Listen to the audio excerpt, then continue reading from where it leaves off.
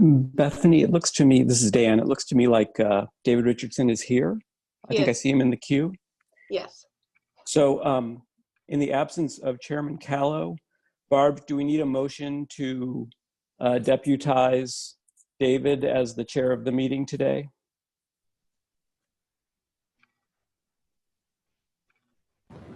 I just unmuted myself. Yes, a motion to have him serve the board as acting chair for today, 12/28/20, would be appropriate, and a vote. Okay. Anybody want to make that motion? Mike Killeen here, so moved. Is there a second? Coder, second. All right. All in favor? Aye. Aye. Aye. Any opposed? David, the show is yours. Hey, good afternoon. Calling to order the Preservation Board meeting of Monday, December 28th. Did we have the minutes? Did I see those come out? Yes. Okay. Has anyone reviewed those and like to motion to approve the minutes from the November 23rd meeting? I move Yeah, that we approve the, sorry, go ahead, Melanie. No, you could go ahead, Dan. That's okay. I move to I'll approve second the minutes of the November 23rd, 2020 Preservation Board meeting. I second. Okay. All in favor? Aye. Aye. Anyone opposed? Okay, the minutes from November 23rd have been approved. So we have 3 items on the agenda. Are we going to have anybody recuse themselves from any of those agenda items? Recusal Mike Killeen on Mellows. Okay. All right, so noted. We'll take that one up last. Okay, so the first item on our agenda is 22 Westmoreland Place. Do we have a staff presentation? Are you talking to the owners as the staff or somebody within your organization? I'm sorry, it'll be staff first, and then we'll have the applicant speak. Okay. I'm Andrea Gagan from the Cultural Resources Office, and I am going to present this project. It's 22 Westmoreland Place, and this is 22 Westmoreland Place, and this is just the site.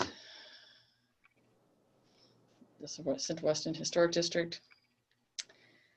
This is the proposal is a preliminary review proposal of a greenhouse in the side yard of 22 Westmoreland Place.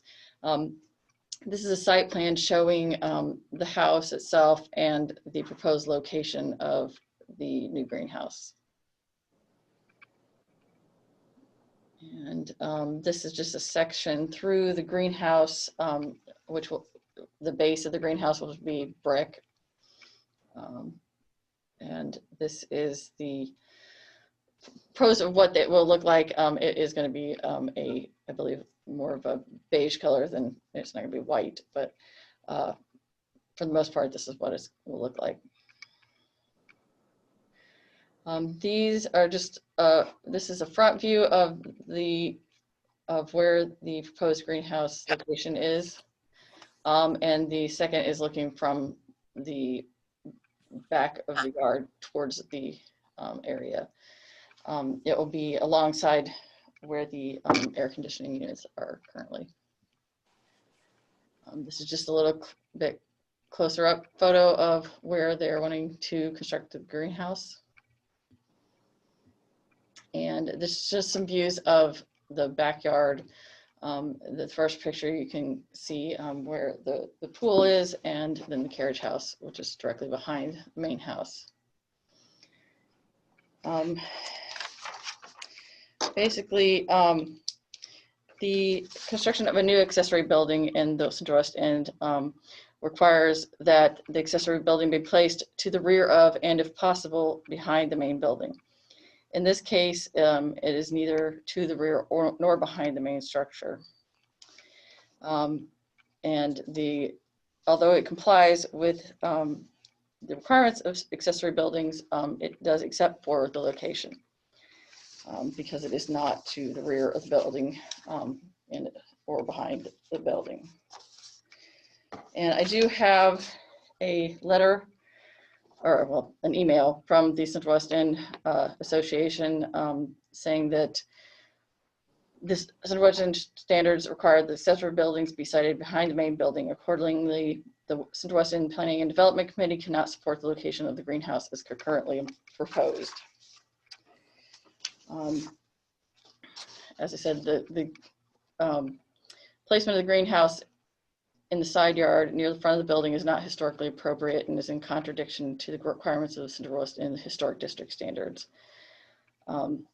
The design complies with the requirements of accessory buildings, but with the exception of its location. Based on the preliminary findings, the Cultural Resources Office recommends that the Preservation Board withhold preliminary approval of the proposed greenhouse. Any questions? Any questions of staff? Andre, did we have anything from the Alderwoman? No, we did not. Okay. Okay, then the applicants, would you like to speak? Yes, please. Thank you for taking the time to talk to us today about this greenhouse. 22 Westmoreland Place is an 1890s English Tudor house, and it has a driveway and a large carriage house in the back. In the 1930s, it had much of the Tudor architecture taken away, and they added a very large addition on the back of the house. And to that addition, they added 2 porches, and they added a very large stone porch on the east side of the house by the living room and the dining room. When we arrived at the house and moved in, it was essentially almost all hardscape and trees. And there was a dead space where you see the 4 condensers that Andrea just showed you a picture of. This summer, the air conditioning condensers stopped working. So we replaced them with 4 thinner condensers that you see in the photograph. However, plants will not grow within 6 feet because of all the heat that comes out of them. So we were left with a space that is dark, normally wet, and now has condensers that create too much heat for ornamental plants. So it's essentially a dead space and eyesore. So we asked for the assistance of a Harvard-trained landscape architect to develop a formal English garden scheme. And we took out all the trees, put in proper bleached hornbeams, bleached pear trees, and the proposal is to have a focal point that will hide those 4 condensers, because right now that's really the only way you're going to hide them without putting 2 fences up and evergreens in front, which is what our neighbors have done in some areas. So we found Hartley, which is the premier botanical greenhouse company in England. They're Royal Horticultural Society endorsed, and they have a 8 by 15 greenhouse that will just hide those condensers. The brick would be the same brick as the house, which you can see in the walled garden.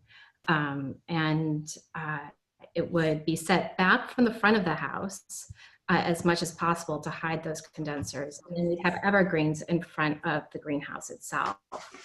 The greenhouse has Victorian top line, which you can see from the photo. And it's going to have interior, I don't know if you can see me or not, but it's going to have interior spandrels with a fleur-de-lis design. And it will have Victorian style staging on the inside for the tables. And because of the heat coming from the air-conditioned condensers, that's conducive to growing plants itself. But just in general, the reason we're asking for a variance is that because of that 1930s addition, the pool, having to access the porches on the house, it makes putting a greenhouse in the back of the house difficult. We already paid, I think, over 18 months ago for an architect to look at that as an option. And what that created was a greenhouse where you can't look out your dining room and you just have the greenhouse right in front of you. So that didn't seem to be aesthetically or historically accurate in any way. And the proposed variance for this location would create a solution for seeing a modern convenience of having, air conditioner condensers. I think that the greenhouse complements the house. It's historically accurate with respect to the design, as well as the fact that horticultural pursuits were common hobby of the Victorians and the English. So I think it actually complements the house. And we were asked by Andrea to talk to our neighbors, and they said they love what we've done with the garden design and would have no problem with the greenhouse. So that was our approach in creating this design. And I leave it to you to just ask us any questions you might have. Should I unmute or? Yeah. So first I should have said, so on the agenda, it lists as the applicant or the owner, Anne Marie Beam and Matt Turner. And then your name on the Zoom here is saying Gretchen Mertz. So. You know. That's my daughter. She uses it for school sometimes. Sorry. So you're Anne Marie, is that right? Yeah. Okay. Then I had, and then with respect to your neighboring property owners, do you have written letters of support or emails or anything? I can ask him to put it in writing if you'd like. Okay, that's So to our neighbor, John Moran, who is, you can see from the site plan, his, that's his driveway there beyond the wall. And so we spoke with John and Laura Moran, who are next door. Our neighbors immediately to our west just moved. And so the new neighbors, the new residents haven't come in yet. They're coming in after the first of the year, or physically. So we haven't spoken to the new neighbors yet, but they wouldn't see the structure at all because it's obstructed by the house and the two walls.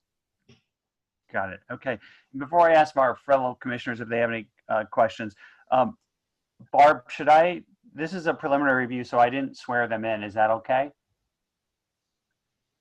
That's okay? Okay. Okay. Fellow commissioners, do you have any questions for the applicants here? Mike Killeen here. Yeah, I just wanted to clarify the siding. I'm looking at this site plan. So it's, as we look at the front of the house, it'll be just to the left, like to the left of your bay window over there. Is that about right? To your bay? Yeah. Yes. And we would see the way the building is sited, there would be the gable of the greenhouse would face the street. Yes. Is that right? Okay. So the triangle, right? The gable. Yes, ma'am. It's only 10 feet tall, so it's not a very large structure. Okay. Thank you. There would be planting between the greenhouse itself and the fence, and there's currently plantings on the street side of the fence as well. We'll be putting in a formal English garden in the front of the house after putting in the greenhouse. That's the plan anyway. We would have evergreens in front of the greenhouse from the street view. So you wouldn't do anything but the top of the greenhouse with a decorative border. Got it. Thank you so much.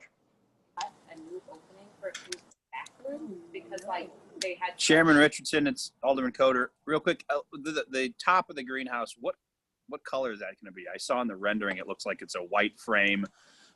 Is that just an example? Could you speak more to that? Yes. So the plan is to have it be a cream color, which matches the color of the house as it is now. The house was painted prior to our moving in, and we've been consulting with architects about taking off the paint and bringing back the original Roman brick color, which is a cream color as well. And so it's made out of aluminum, it's powder coated in a color that matches the house as it's made now. And it would have the windowsills of our house are limestone. So we'd have a limestone section between, I don't know if you can see me, but between the walls, right here, between the aluminum and the brick would be limestone border.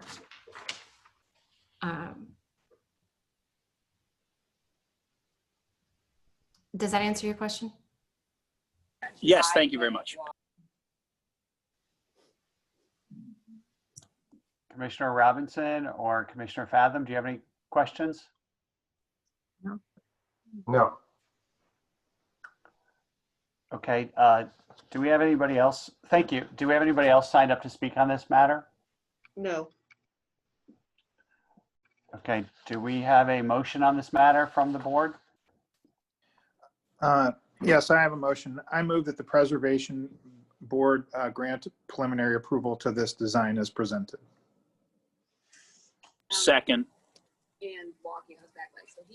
Okay, any discussion? Well, the reason for this, I always respect the different neighborhoods and their opinions, and I understand their ruling on this, but I also see what these folks are up to. They're going to great lengths to try to solve kind of a difficult little situation on their site. And it looks like it's going to be a quality structure that will be shielded by plants, and seems like a good compromise solution for what they're trying to achieve. Any further comments from the board? Okay, then I will have a vote here. Alderman Coder? Aye. Commissioner Killeen? Yes. Commissioner Fathom? Yes. Commissioner Robinson? Yes. And Richardson votes yes. So it's 5 in favor, none opposed. The matter passes. Good luck. Thank you very much. Thank you so much. Okay, the second item on the agenda is 4220 Maryland Avenue.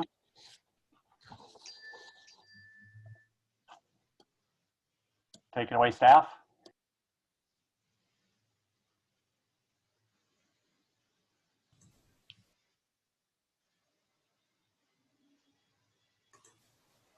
Am I unmuted? I'm Jan Cameron of the Culture Resources Office. This is an interesting project. It's a proposal to construct a single-family house on a very narrow lot, vacant lot, on Maryland Avenue in the Central West End Historic District. Next, please. And this is the lot. What you're seeing to the right is another vacant parcel that's owned as a side yard by the house on the right. So you can see it's a very narrow, not the most workable lot. So if you keep that in mind as we go on, next, please. And this is its location. To the right, you see Whittier Street, and across Whittier Street is the shopping center development. Okay. But the street is pretty consistent. This is the property. You can see that it is quite a narrow structure, and it is conforming to the site setback. Now, if this site plan doesn't exactly show that, they have agreed that it will be consistent with other buildings on the block. Next. And here is a rendering of the proposed building. This is being considered under the compatible new construction policy from the Preservation Board. And we had a meeting with 2 representatives of the Central West End neighborhood, Jim Dwyer and Jeff Winserling, and the architects and developers for the project, and discussed many elements that could be addressed to bring it more in compliance with the policy. And for the most part, that has been done. What can't be complied with because of the narrowness of the property and because permission to encroach on the sidelines of the property have not been given by the adjacent property owner. What can't be complied with is that it is not exactly as wide as adjacent properties. And I think you can see this. Let's look at the next slide, please. And here's another example of it. So barring that, it complies with the new policy with two differentiations which are allowed. And one is in, get my glasses on so I give you the right ones, openings, because the openings are not exactly replicative of fenestration patterns on the block, and decorative elements. You can see it's a very stripped down, simplistic building. What has happened, next one, please, is the owners have agreed to extend the brick to the side elevation that is going to be visible. So that will be completely brick. Next. This is the building in context with the street. And next. And the difference between the original proposal for that visible side elevation and the revised elevation, which will be all brick, as I said. Next. And just some context. These are the properties adjacent to either side of the parcel, to the left and to the right. Next. And again, now we're going west along that same side of the street. That's the site to the left. Next. And continuing up to the corner. Next. Back at the site on the right, going to the east on the same side of the street. Next. Ending at this cul-de-sac. And the next. This is starting at the western end and proceeding on the opposite side of the street. So you can see there's a wide variety of building types and styles, but they are all consistent in scale and materials. Next. And this is the buildings that are directly opposite the site. And there might be one more slide. Yeah, and this is there. You can see the development of Chinooks at the corner. Okay, so the staff is recommending that despite the variance in the width, which is really necessary because of the narrowness of the site itself, the staff is recommending that the board grant preliminary approval to the project with the usual stipulations that final drawings, exterior materials, etc., is reviewed and approved by the Cultural Resources staff. Questions? Mike Killeen with a question. Jan, in this district, do you have to have a model example to start with? They started out with a model example, yes. Is that something we can see tonight? We picked several and they borrowed elements from a number of them. Is that allowed in this district? It is allowed. Okay. And contemporary design is allowed. Okay, and did you say the neighbors did approve of this? The Central West End Association is in support of it, yes. Okay, thank you, Jan. Okay, and then so on the variance, I mean, this is an example of where it's not a hardship, an economic hardship. This is a true physical variance where it's not created by the applicant. You physically can't build a wider house because of the lot, correct? That is correct. Okay. Well, the lot and the fact that the adjacent neighbor would not approve an encroachment of the property line. So, got it. Yes. Okay. Commissioner Robinson or Fathom, do you have any comments or questions? No, that's good. No, I was just going to say that this neighborhood does not have a model example as a requirement, thankfully.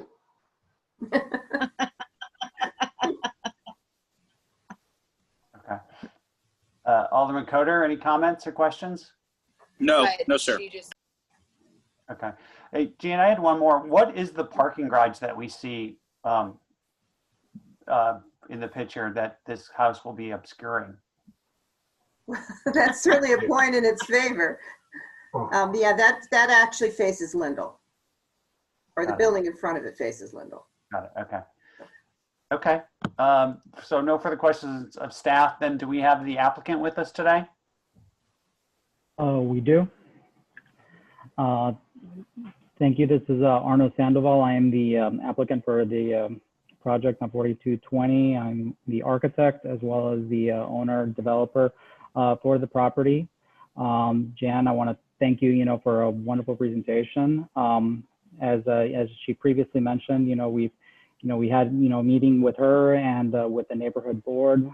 They've spoken, favorably, for the for this particular project. What me and my partner were trying to do here is, obviously, with the variety of styles of architecture, on the street, we were trying to, keep within the spirit, the proportions, the materiality of the, the building, but not trying to necessarily replicate, the existing, context, but be able to provide a building that is, is within the spirit of the neighborhood, but is a little bit more up to date, and contemporary. So as you can see in that particular slide, we paid very close attention, to the sight lines, for the windows, where we would, be able to strike, sight lines, with the windows and the proportion of, of the adjacent buildings, the canopies, where, with the porches, we tried to get, alignment with those. And then, we were cognizant about the height, requirements, for the proposed structure. So, with that, I'm available for any questions or comments. Okay. Thank you. Any questions or comments from the commissioners?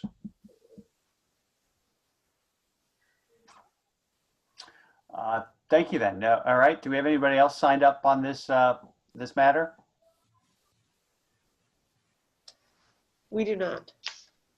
Okay. Then do we have a motion on this matter? Well, they have a ton of bottle brush. I move that we grant preliminary approval of the design with stipulation that the final design and exterior materials be reviewed by CRO. Second. Okay. I'll call for a vote. Oh, sorry. Any comments or questions? Any further comments or questions? Okay. Alderman Coder? Aye. Commissioner Killeen? Aye. Commissioner Fathom? Aye. Commissioner Robinson? Yes. And Richardson, yes. So 5-0, it passes. Thank you and good luck. Thank you. Thank you.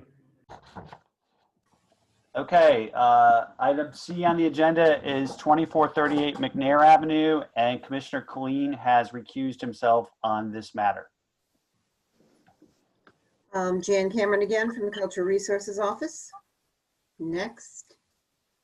This is an interesting project. It is an open air extension to Milo's Pizzeria, which is this building located in the Benton Park Historic District. This is actually located behind the building at the front, which is Blue City Deli, and it is right at the alley. Originally, this was a garage before it took on new life as a pizzeria. Next. And this is its location. It is on actually the same parcel as the other building. Next. And this is the proposal. It will be open most of the time. In inclement weather, I believe there will be some sort of plastic or acetate paneling that will be added to enclose it. But at the moment, it's meant as an open air structure. Next.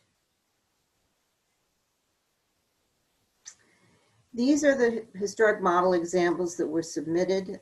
They are not really relevant to this particular design, but I put them in because they give you some idea of what the intent of the design is to be. Next.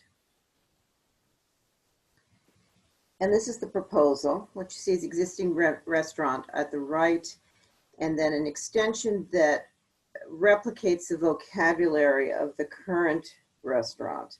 It does not follow any model example, any historic model example, which is a requirement in Benton Park. Next.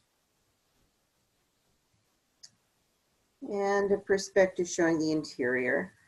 And I guess the glass or plastic panels, I'm not sure exactly which. Next.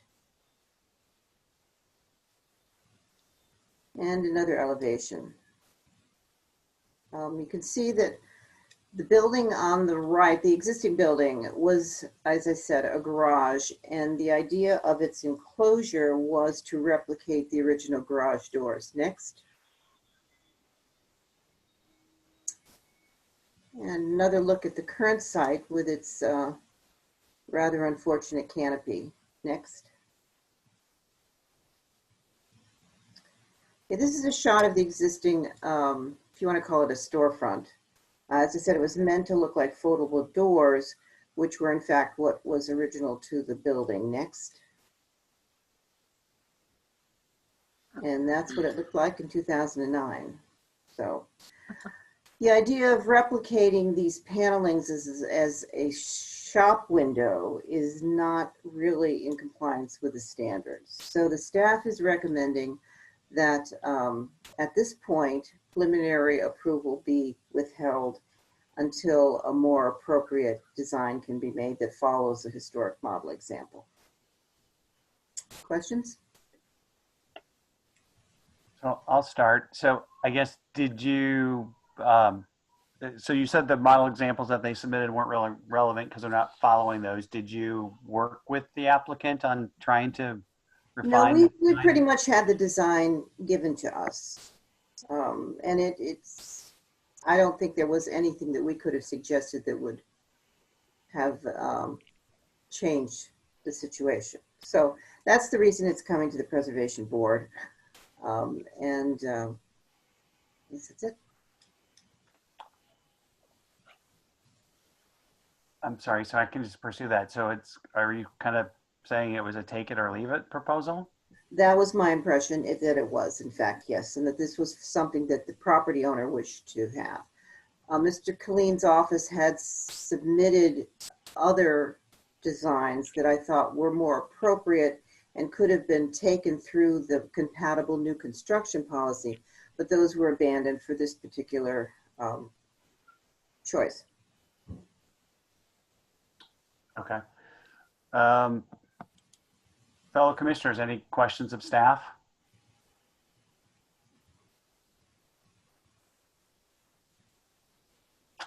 Okay, let's hear from the applicant then. Hey everyone, my name's Corey Hinterser. I'm a project manager with Colleen Studio Architects, working with Vince Valenza, the owner here at 2438 McNair. As Jan stated, we're proposing the construction of a new open air patio to the west of the existing Mellows building. The patio will allow outdoor and covered safe seating, dining for guests, which is not currently available. And it will benefit the business now during the time of this pandemic, but also the future growth of the business.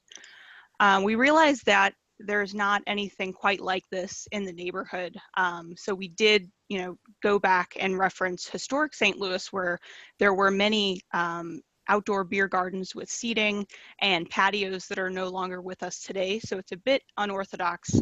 There was a particular patio called the Schneider Pavilion, which was a beer garden that was located near present-day Lafayette Square, which featured large openings on 3 sides and the use of awnings and curtains to enclose the space as necessary, which is solving a similar issue to what Mellows and Vince are trying to approach in this design.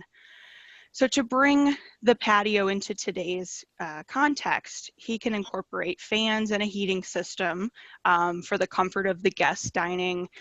The translucent panels, as Jan stated, will be incorporated to enclose the window openings and the transom openings as needed. The design itself, Vince was, set on kind of following the existing building as is historically before he bought it, what it looked like. We picked up on the lines of the existing Mellows facade to keep the look cohesive, but to also utilize the existing color scheme, which is part of his brand and his identity in the neighborhood. The new patio would be set back 6 inches from the existing McNair facade to respect the existing condition and kind of separate old from new. And it is not visible here, but if I'm able to share my screen, he had kind of a late in the game inspiration. For those of you who know Vince, he is a very proud Italian American. And he found inspiration in the movie The Godfather with the use of awnings at the Genco olive oil company.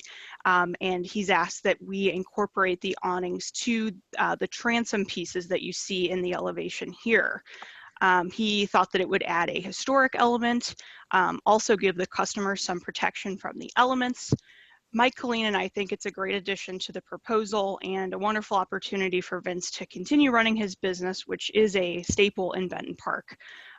So I have the image of the Schneider Pavilion, the historic model example, and also the proposed awnings, if I'm able to share the screen, or if you guys have access to those images on the PowerPoint here. I stopped our share. You may be able to try now to share your screen. Okay.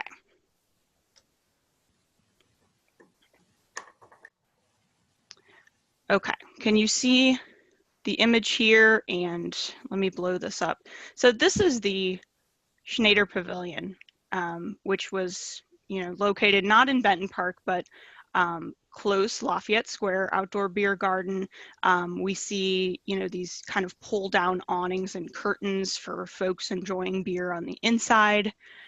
Again, that's not here today, but historically that's how people were enjoying outdoor dining during those times. And then here we have the proposal with the awnings, which we think actually enhances the look. We know that this is kind of an unorthodox proposal for the neighborhood, being that there's nothing like it. But we think that this blends kind of the old and new, incorporating Vince's ideas and keeping with his brand, providing, safe seating for diners at this location.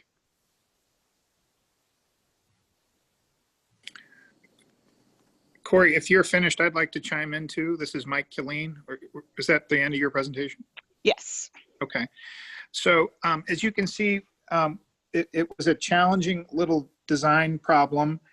We've got a customer who has a successful restaurant business and is looking for ways to keep his folks out of the elements. And we really scratched our heads because Jan sure is right. We need a model example there, and to find a model example to deal with this issue, it just doesn't exist. So we thought, well, why not go back?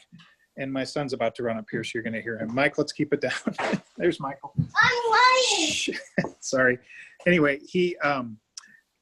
so we went back, and as Corey said, to the history of our fair city, and we found lots of fun beer gardens, and which is really what this is. It's more of a pizza beer garden. So we think it's a very appropriate model example, and we did our best to follow that model example. I think if you take a close look at it, you'll see that we did, and try to wed it with the building next door, with his existing pizzeria. So we would appreciate you giving this your favorable consideration. Thank you. Commissioners, any comments or questions of the applicant? Oh, could I say something? I'm sorry. One of the things I inadvertently left out of my presentation was that I have received a letter of support for the project for the Benton Park Association. Okay, and yeah, I do see on the Zoom group chat that Don Morgan, Benton Park Neighborhood Association's president, supports the plan. Is that who you had a letter from, Jan? Yes, yes. Okay, thank you. All right, I see that we had Alderman Gunther with us. Alderman Gunther, would you like to speak? Sure, thank you. Happy holidays, everyone. Thank you for taking this into consideration. I just want to say, Vince Valenz and the Valenz family have been wonderful neighbors in Benton Park for quite some time now. I think if you look back to that 2009 picture of when the Mello's Pizzeria was just a garage, they did a wonderful job of turning it into a not only a new business, but also a pizzeria that has been named one of the best pizza places in the nation. So it's Vince's son, Vinny, and Joey. Joey actually runs the pizza place. And so what they're looking to do here is during the daytime lunch hours when Blue City Deli is open, to have a little bit more covered patio seating for lunch. And then in the evening, when Mello's opens, to be able to serve hot, fresh pizzas out of the restaurant and have a place for customers to be able to sit and enjoy a fresh Mello's pizza. This is also something that in the time of COVID, when we're trying to figure out how to spread people out, that this kind of turns into a proposal that kind of benefits not just their desire to have a little covered seating, but also our desire to try to spread people out and not jam them all into a small building for their dining experiences. So it's kind of a killing two birds with one stone here. The applicant did come to the Benton Park Building Review Committee meeting. We did make some changes, such as the recessing the structure so that the original brick building would be more prominent and kind of step out. We also did ask that we saw some final kind of plans about what the detailed woodwork would look like going around the window casings, to make sure that it's not just a 2x6 sitting on top of a board. So we want to make sure that the details of the window casings are more historically accurate. But overall, I just wanted to say that I do support this project. I feel like they're doing their best to incorporate the changes that the neighborhood association had asked for.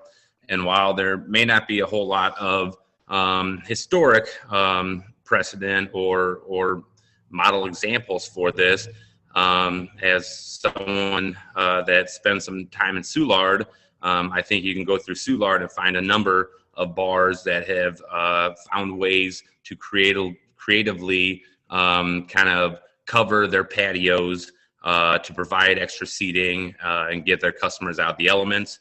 And I see this as something that is really kind of similar to, a Big Daddy's or a Henry's, or a number of the bars in Soulard that have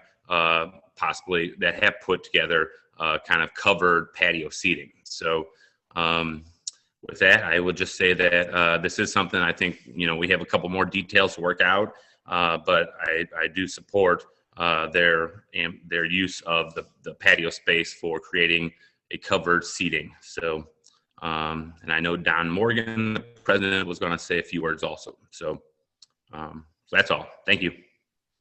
Okay, Alderman, I had a question. So had you seen and did the neighborhood see the awning proposal? The awning proposal just came out within a day. So no. Would that be one of the final design details that would get reviewed if we approve this? Yes. Okay. Okay, commissioners, do we have any questions for Alderman Gunther? Okay, thank you, Alderman. Thank you. So then, is Mr. Morgan with us? That is I. Good afternoon. You ready for me? Yep. Okay, so yes, as Alderman Gunther just pointed out, we love Vinny and his people here, but we are trying not to respond based on merchants that we like or don't like. We're trying to respond based on what the neighborhood needs and what people who directly are neighbors are okay with. We asked them to go through a pretty intensive process checking with all the neighbors on Victor Street. And in fact, as Dan mentioned, we rejected a previous set of designs because the neighbors were feeling like it was just too much.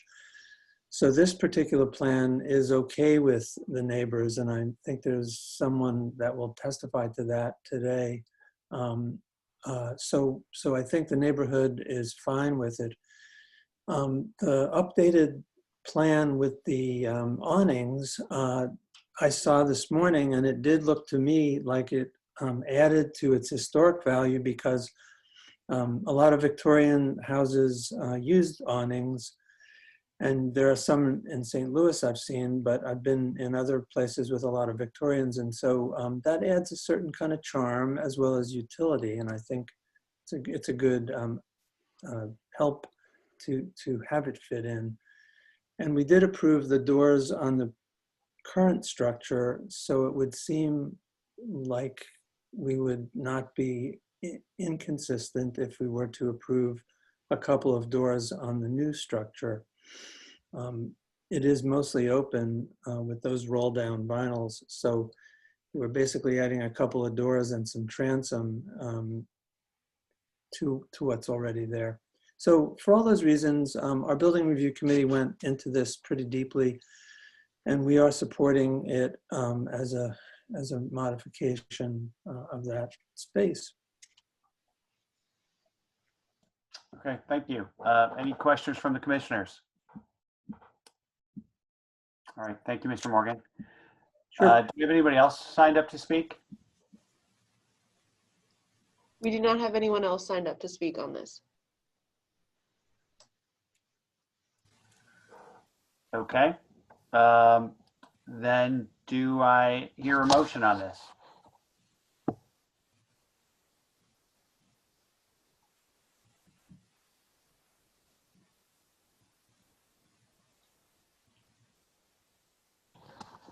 I will make a motion. I move that the Preservation Board grant preliminary approval for the new construction, subject to working with staff on design details and exterior materials. I second that. We all are really mostly off. Wait a second from Commissioner Fathom. Okay. So I guess so comments on it. You know, again, this is a business in the neighborhood, a successful business that we'd like to keep in the neighborhood. I think that it's a little disheartening to hear that staff views it as it was a take it or leave it design proposal. I would like the applicant to work with staff on the final design details and exterior materials, but we do have the support of the neighborhood here. And again, we want to retain businesses, and it does look like, you know, again, there is some precedent for this type of structure. So that's why I moved that we approved it. May I ask a question? Sure. Your motion is to approve subject to the applicant working with staff. Is that the requirement that they work with staff, or that the staff actually approves the design details and materials? I'm not quite clear. I work with staff on final design details and exterior materials consistent with what was presented today. Okay. Any other commissioner with some comments on it? I'm very curious to see. Yeah. So, Commissioner Richardson, I respect your motion, and quite honestly, I would say that I would be for the motion. My concern over the 17 plus years that I've been on the board and seeing projects that are in historical neighborhoods that require a model example is that this does not, there is no model example for this.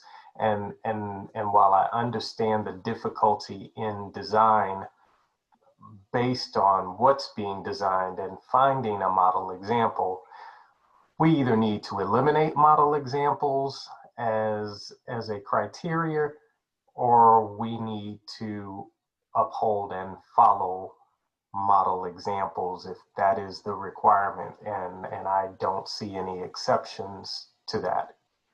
Either we eliminate the model example as a requirement, or we don't, because this sort of project is a perfect example of us having to make a decision based on business, person, owner, as to whether we approve this, separate from the law.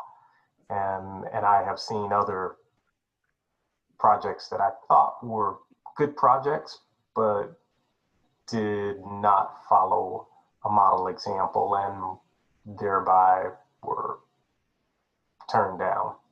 But we did find a model example. It's there. I'm sorry. Oh, okay. I'm sorry to burst in, but I just, this idea that we didn't have a model example, it is. That's an historic beer garden that looks pretty close to what we're designing. Us people force you to slow, so I don't want to mix roles here that Mr. Clean repeats himself. So, and I know it's difficult working this format. Yeah, so I would. There was a model example.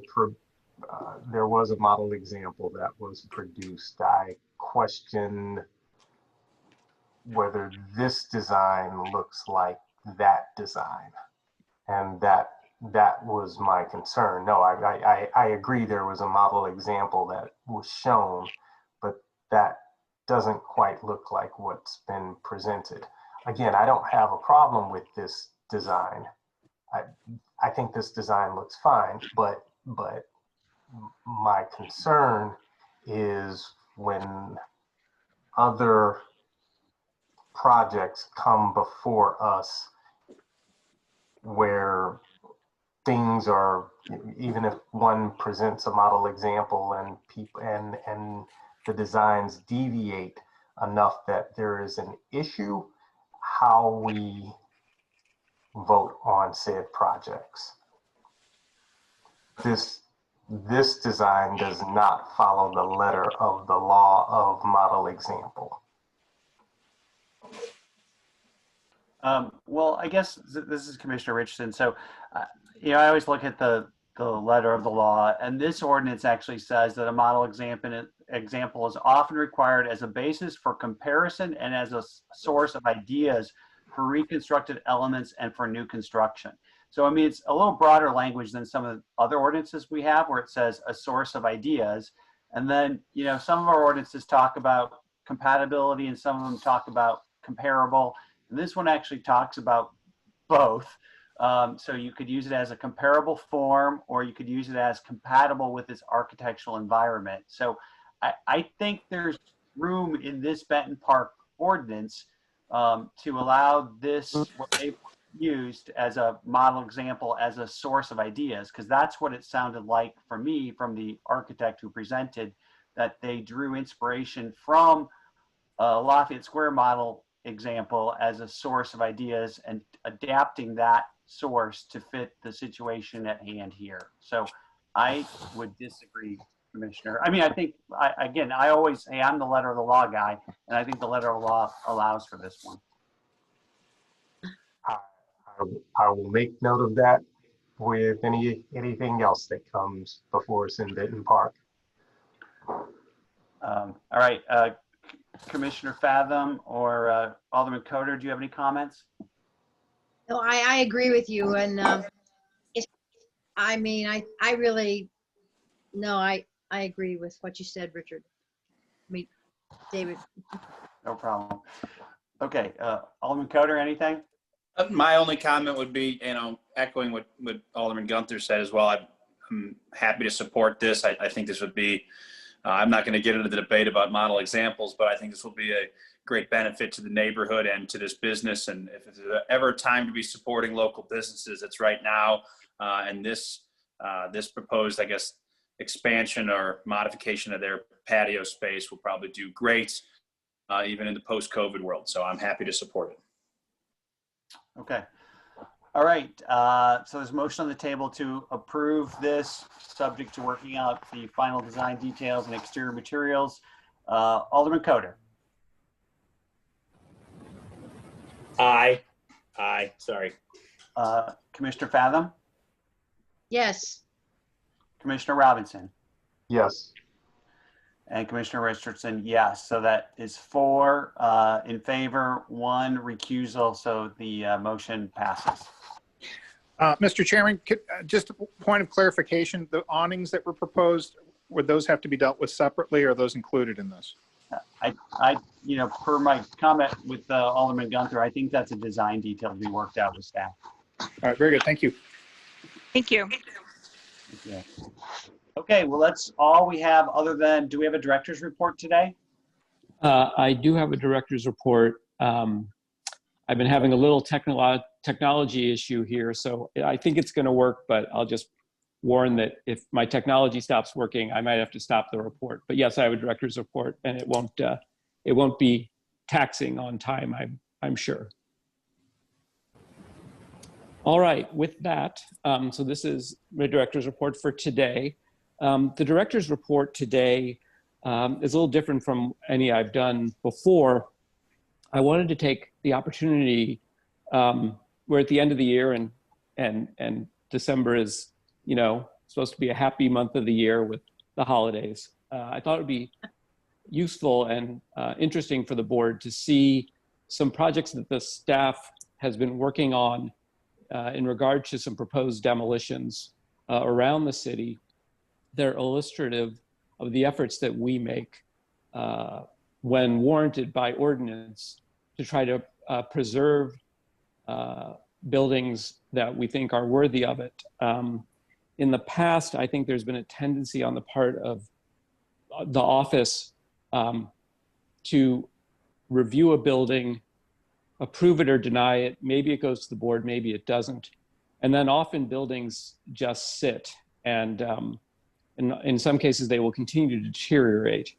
And I thought it would be helpful or useful to highlight some instances where the office has made efforts to go deeper into the reasons why a building was not being preserved when proposed for demolition, and not just sort of render a judgment on it and sort of leave it at that. So with that, I'd like to highlight a few examples of demolitions around the city that we've dealt with over the last couple of years. So the first slide. So the first building is 2510 Blair Avenue.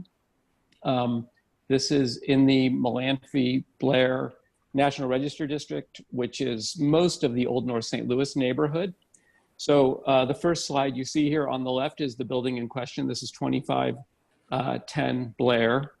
On the right is an image that goes with that, showing the site.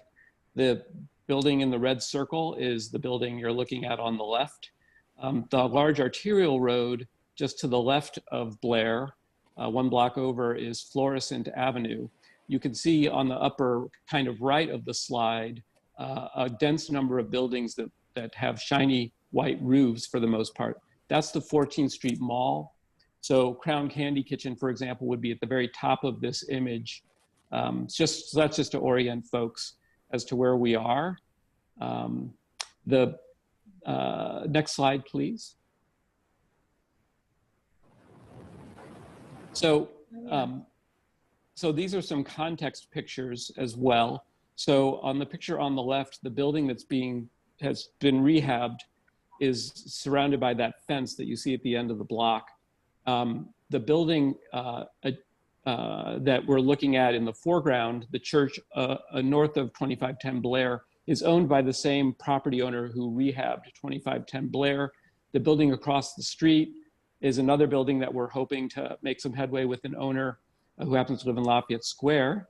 And it is a building that's really one of the more distinctive in Old North St. Louis. This has never been brought to us as a demolition. It's never been brought to us as as far as I know, there's never been a significant rehab proposal on it. It's just kind of sitting there deteriorating, which is a sad commentary on a lot of properties on the north side. But it's a building that we're in the process of trying to reach out to the owner about. And if I could see the next slide, please. So here's another view of 2510 Blair. It was purchased by a woman named Margaret Goldschmidt, who was from Indianapolis, fell in love with the Old North St. Louis neighborhood, moved to St. Louis, purchased this property in 2016 in the Murphy-Blair National Register District. I mean, this is what we want to see people do. Unfortunately, she became very discouraged very quickly about the process of getting this rehab done. She applied for a demolition permit. Our office looked to some other development professionals to try to get a better sense for the reuse potential of the building, because that is often the question in our disadvantaged neighborhoods, our disinvested neighborhoods, is what is the reuse potential of the building? How long has it been a vacant? And this building luckily had not been vacant for that long. We had a determination that could be rehabilitated, worked very closely with her to give her the confidence to invest the money in the building. I'm not happy to say that around the corner from this, down Benton Street, there were two very badly deteriorated buildings that were owned by the Land Reutilization Authority. Those buildings, in my judgment, did not have reuse potential. Even if historic tax credits were used, I thought the front facades were too far gone. We had bricks falling in the street. So those buildings were demolished. The owner then went ahead and finished her rehab, and I'm hopeful she'll also do a full rehab on the church building to the north of her structure as well. But that's the story behind 2510 Blair Street. And if I could see the next slide, please. The next building is 3633 Winnebago Avenue. This is a building that is not in a National Register or local historic district. It is exclusively in a preservation review district. And if we could see the next slide. So 3633 Winnebago, you see on the left-hand side here. It is a four-family structure built in the early 20th century. It's a relatively typical looking sort of four-family here in St. Louis. These buildings are ubiquitous on both the north and the south side. On the right, you'll see a location map showing the location of 3633 Winnebago. The large arterial road at the top of the page is Gravois, rather, going at that southwesterly angle. And then to the right of, at the end of the block, on the right side of this slide is Grand Boulevard. So this is in the area just south of the Tower Grove South neighborhood. As I said, it's in a preservation review district. We believe that the area would be eligible as a National Register nomination, but that has not occurred. The backstory here is that this building had a fire. And if we could see the next slide. You can see the fire was more towards the back of the building. It was owned by an older couple who owned the building. I believe they lived there. The fire damaged the building in 2018. They very much wanted to, the owners very much, after it was damaged, very much wanted to move from St. Louis. So they requested a demolition permit. Again, in this case, Sean Spencer from Tower Grove Neighborhoods, which is in this area of town, looked at the building with me. And his assessment was the building could be reused. The fire wasn't so damaging to the building that it couldn't be reused. The city has an ordinance that requires if a building burns or is abandoned and there's an insurance payout, that the insurance, the city keeps back 25% of the insurance payout. The owners who wanted to leave St. Louis very badly wanted their insurance payout granted back to them. I convinced them to donate the building to LRA in August of 2018. Unfortunately, the developer who Sean and I were talking to decided to pass on the building, but I'm happy to say that just in October, the LRA granted a 12-month option on the building to a rehabber. And I'm hoping that within the next year, this building will be rehabbed and will not create a missing tooth on that block of intact buildings on the 3600 block of Winnebago Avenue. Next slide, please. The next building is 5200 Cates Avenue. And if we could go to the next slide. So 5200 Cates is in the Cabanee Mount, I'm going to blank on the name of the National Register District now, but it's in a National Register District. It is commonly known in St. Louis as the Sherman Academy neighborhood. And this is the building itself on the left-hand side. You can see it's a two-story structure. It's a mixed-use structure. It's got an iron storefront, cast iron storefront on the base that was a commercial use, and then up above was residential. On the right is location slide showing the location of the building in the red circle. You see Union Boulevard over to the west of that and Del Mar down to the south. There is a snake-like street that kind of winds through the slide. That is the old Hodiamont streetcar line that is slated to become a greenway in that part of town. And that's the location of the building. If we go to the next slide. This building has been owned by the same owner's family for at least 30 or 40 years. They previously operated the little store that for years was in the first floor of this building. In 2002, the owners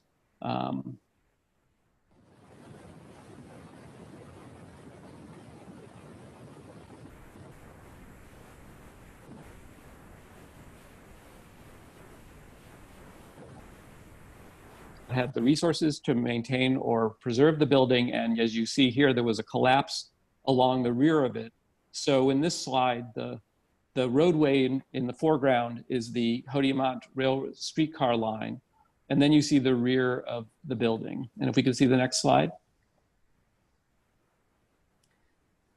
The next slide shows on the left a historic photo from the turn of the last century.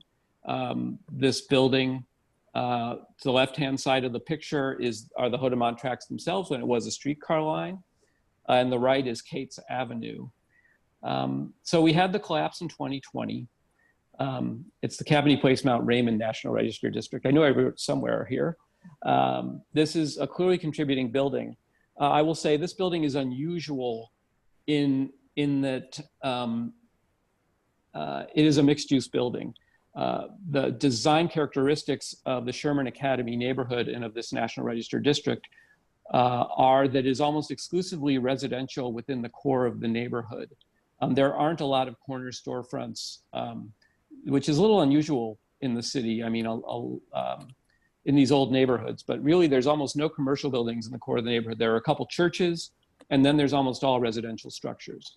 So this particular building is really one of the most unique ones in the neighborhood. And because of the Hodiamont tracks, one of the most unique ones in the city, because it is really designed to fit on that uniquely, the unique shape of that parcel.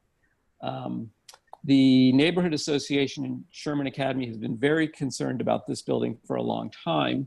When I got this, I consulted with folks regarding this building and became convinced based on the advice that the cost of stabilizing the structure was not such that the building required demolition. The Neighborhood Association recently had a meeting that was facilitated by our office with the owner, and the owner has agreed to work with the association to try to reuse the building. So again, I'm cautiously optimistic that we can have a good story at the end of this. This building is eligible for historic tax credits, and it would seem that this should be something that we can make happen with everyone working together. Next slide, please. Oh, I guess that was the last one. I thought there was more. So just to conclude, and I'm happy to take questions, you know, the amount of effort on staff time to delve into the buildings like these is substantial. And we try to do it as much as we can. We're not always able to do it. And that's just a thought I wanted to state. The other thing I wanted to mention is we end up approving far more demolitions than we approve, particularly on the north side, but in general also. And really there are three reasons why we approve demolitions that get approved. One is based on the criteria you all see regularly in the Preservation Review District Ordinance. The first question is the building a contributing building in some way to a district or a potential district? And often the answer to that is no. the building just doesn't have a lot of historic value. The second question is, does the area have the value? So in some cases, we get a building that's rather nice and has visual appeal and interest, but the neighborhood's not eligible to be a district, and the area is not eligible to be a district. So we end up approving those. And then finally, and this is the most difficult one, is trying to evaluate, and you can see here in all these cases, the really fundamental question came down to was there reuse potential based on the deterioration the building had already faced, whether it was a fire or a collapse, or an owner who took on something that maybe they didn't realize that they were getting themselves into in the case of the Blair Avenue project. So my intention is to come back and do another presentation like this and sort of show the other side of the coin, where we had proposals that we did approve the demolition and why. But just to sum up, I'd rather have us work with property owners to try to preserve buildings than just bring a denial to you all and have you all vote up or down whether or not to deny it. And if you deny it, then often the building will sit. And if the building sits, some days it feels like we are just delaying the inevitable. And we're trying to work to break that cycle in terms of the structures in the city that are in a condition that is suboptimal, shall we say.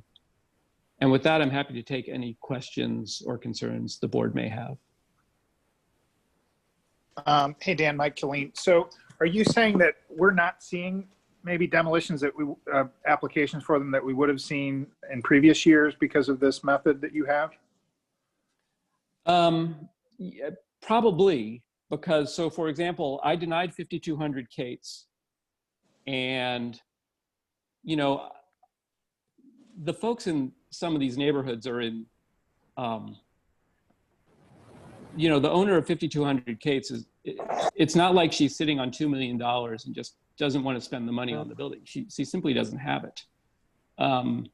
So the permit was denied. She was told by me that she has every right to appeal that denial to the board and see if the board will approve the demolition. But I told her, frankly, you know, perhaps there's a way working with the neighborhood to preserve the building and not need this to be a zero-sum game of either it gets approved or denied for demolition. So yeah, potentially all of these could have been at the preservation board if once they were denied, the owner insisted that they wanted their day at the board. And sometimes we get owners who do that, and that's some cases where you see that these demolitions that you all see are where there wasn't any kind of way to resolve it, and the owner had their right to appeal a denial and they wanted to. I see, but have there been any that maybe would have been approved for demolition that maybe we would have seen in previous years?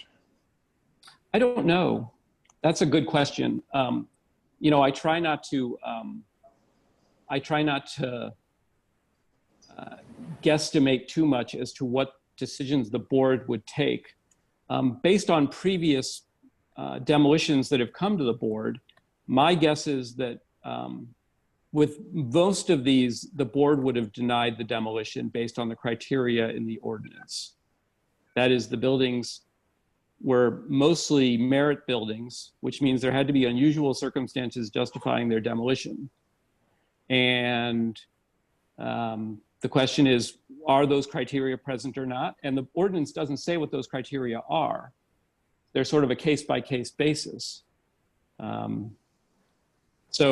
So Mike, I can't answer that question. I don't know if you all would have approved some of these if they'd been brought to the board as an appeal of a denial. But every owner has a right to appeal a denial to the board.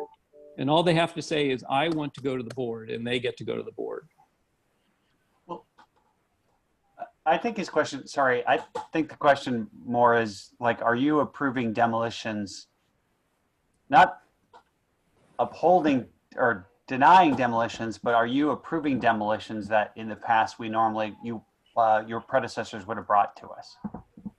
I don't think so. When I look at the Ville and when I look at Hyde Park, I see lots and lots of vacant lots.